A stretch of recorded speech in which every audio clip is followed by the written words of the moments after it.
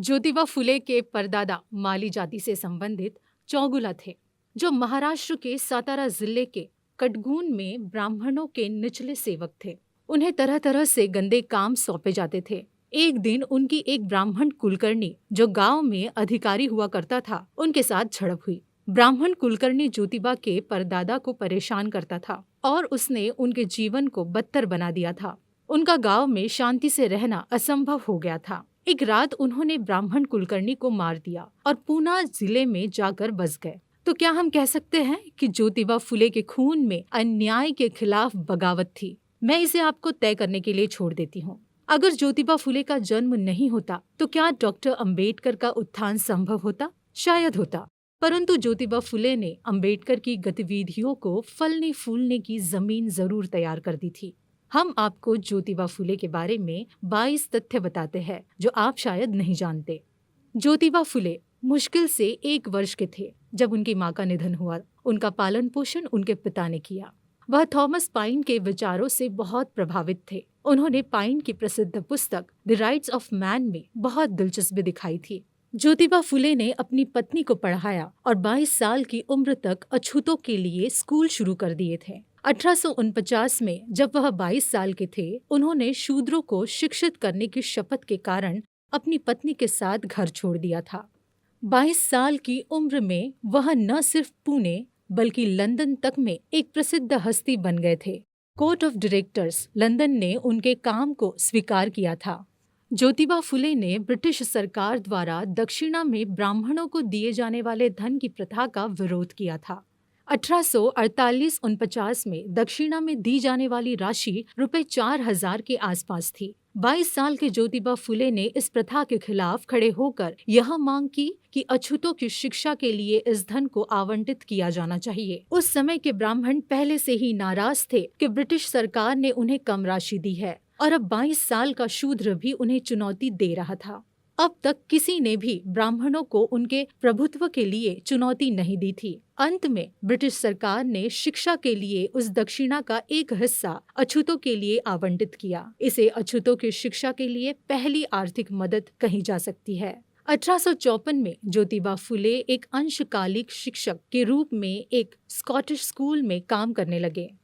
1889 में महात्मा ज्योतिबा फुले को लकवा लगा, जिसके कारण उनके शरीर के दाहिने हिस्से ने कार्य करना बंद कर दिया। लेकिन दलितों के प्रति ज्योतिबा फुले का समर्पण इतना मजबूत था कि उन्होंने अपने बाएं हाथ से कड़ी मेहनत करके सर्जन निक सत्य धर्म Pushpak the book of true faith किताब को पूरा किया। 1885 बंबई में महात्मा ज्योतिबा फुले ने इस बात पर महत्व दिया कि निचली जातियों को अपने कर्मकांडों और धार्मिक गतिविधियों को स्वयं आयोजित करना चाहिए ताकि ब्राह्मण पुजारी की भूमिका निरर्थक की जा सके। ज्योतिबा फुले ब्राह्मणवाद के खिलाफ थे और वेदों को बेकार की कल्पनाएं, बड़ी बेतुकी किंवदंतियां और साथ ही एक झूठी चेतना का रूप भी मानते थे। ब्राह्मणों ने 1856 में महात्मा ज्योतिराव फुले को मारने का प्रयास किया क्योंकि ब्राह्मण नहीं चाहते थे कि फुले बहुजनों को शिक्षा दें। 11 मई 1888 इस दिन ज्योतिबा फुले को मुंबई में मुंबई देशस्थ मराठा ज्ञान धर्म संस्था में महात्मा की उपाधि दी गई थी। 5 फरवरी 1852 इस दिन महात्मा ज्योतिबा फुले ने अपने शिक्षण संस्थानों के लिए सरकार से आर्थिक सहायता की मांग करी थी। अछूतों और लड़कियों के लिए पहले स्कूलों की शुरुआत फुले दंपत्ति ने की थी। भीड़ेवाड़ा पुणे महात्मा ज्योतिबा फुले और सावित्रीबाई फुले द्वारा लड़कियों के लिए भारत का पहला स्कूल 1 जनवरी 1848 को शुरू किया था।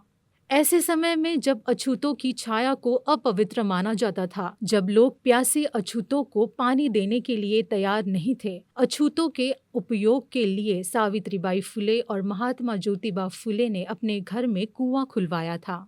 28 जनवरी 1853 फुले दंपत्ति द्वारा भारत के पहले शिशु निषेध घर की शुरुआत की गई।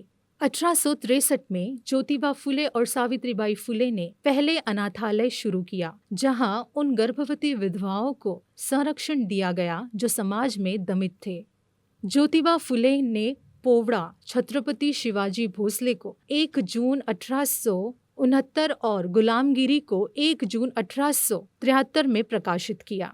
गुलामगिरी ज्योतिबा फुले की प्रसिद्ध रचनाओं में से एक है। 24 सितंबर 1873 को ज्योतिबा फुले ने अपने अनुयायियों और प्रशंसकों की एक बैठक बुलाई, जहां सत्य शोधक समाज society of seekers of truth इसका गठन करने का निर्णय लिया गया। इसके पहले अध्यक्ष और कोषाध्यक्ष खुद ज्योतिबा फुले बने। 16 नवंबर 1852 को मेजर कैंडी ने ज्योतिबा फुले को शिक्षा के क्षेत्र में उनके योगदान के लिए सम्मानित किया। शराब की व्यापक खपत को गंभीरता से लेते हुए 18 जुलाई 1880 को महात्मा ज्योतिबा फुले ने पुणे नगर पालिका की कार्य समिति के अध्यक्ष प्लंकेट को एक पत्र लिखा। जब सरकार ने शराब की दुकानों के लिए अधिक लाइसेंस देना चाहा, तो ज्योतिराव ने इस कदम की निंदा की, क्योंकि उनका मानना था कि शराब की लत कई गरीब परिवारों को बर्बाद कर देगी। प्रेस की स्वतंत्रता के लिए सामने आए। 30 नवंबर 1880 को पूना नगर पालिका के अध्यक्ष ने भारत के गवर्नर जनरल लॉर्ड लिंटन की यात्रा के अवसर पर सदस्यों से 1000 रुपए खर्च करने के अपने प्रस्ताव को मंजूरी देने का अनुरोध किया। अधिकारी उनकी पूना यात्रा के दौरान उन्हें एक संबोधन देना चाहते थे। लिंटन ने एक अधिनियम पारित किया था, जिसके परिणाम स्वरूप प्रेस की स्वतंत्रता को नुकसान पहुंचा था। सत्यशोधक समाज के अंग दीन बंधु ने प्रेस की स्वतंत्रता के अधिकार पर प्रतिबंध का विरोध किया था। ज्योतिराव को लिंटन जैसे अतिथि के सम्मान में करदाताओं का पैसा खर्च करने का विचार पसंद नहीं आया था। उन्होंने साहसपूर्वक सुझाव दिया कि राशि पूना में गरीब लोगों की शिक्षा पर बहुत अच्छी तरह से खर्च की जा सकती है। वह पूना नगर पालिका के सभी 32 मनोनीत सदस्यों में से एकमात्र सदस्य थे जिन्होंने आधिकारिक प्रस्ताव के खिलाफ मतदान किया। ब्रिटिश शाही परिवार को चुनौती।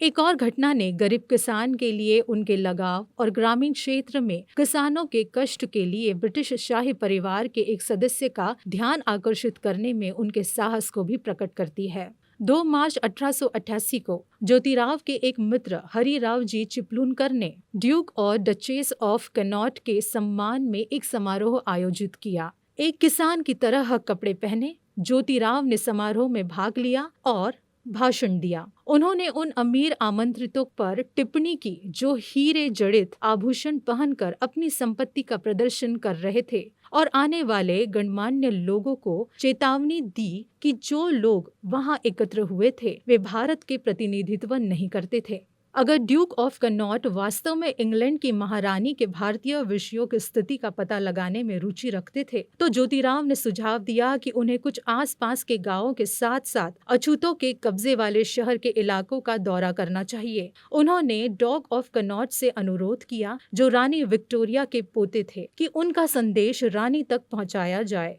और गरीब लोगों को शिक्षा प्रदान करने के लिए एक मजबूत दलील पेश की। ज्योतिबा फुले के भाषण ने काफी हलचल मचाई थी।